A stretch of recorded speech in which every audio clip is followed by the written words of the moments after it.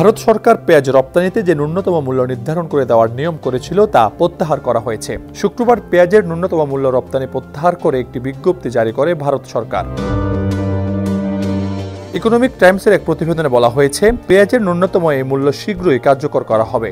এই মূল্য নির্ধারণের ফলে ভারত থেকে যেসব দেশ পেঁয়াজ আমদানি করে থাকে তাদের অনেকটাই সুবিধা দেবে। বাংলাদেশের জন্য বিষয়টি ইতিবাচক হতে পারে।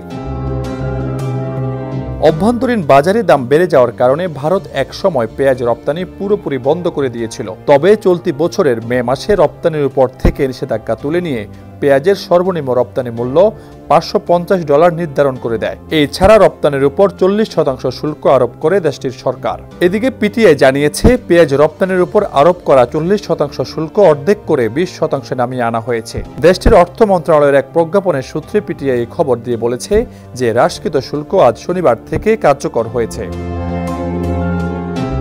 ভারতের এই দুই পদক্ষেপের মূল লক্ষ্য ছিল দেশটির থেকে পেঁয়াজ রপ্তানি নিরুৎসাহিত করা। দিল্লির এই পদক্ষেপ ভারত থেকে রপ্তানি উল্লেখযোগ্য পরিমাণে কমতে সাহায্য করে। কেবল জুন মাসে ভারতের পেঁয়াজ রপ্তানি 50%-এর বেশি পড়ে গেছে।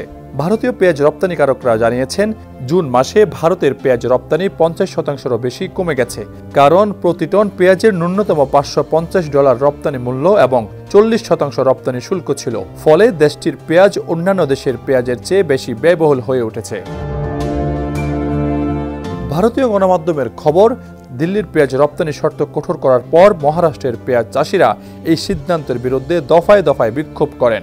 তবে দেশটির সাধারণ নির্বাচনের আগে সরকার বাজারে পেঁয়াজের দাম কমিয়ে রাখার উদ্দেশ্যে পেঁয়াজ রপ্তানির উপর থাকা বিধিনিষেধ শিথিল করতে চায়নি।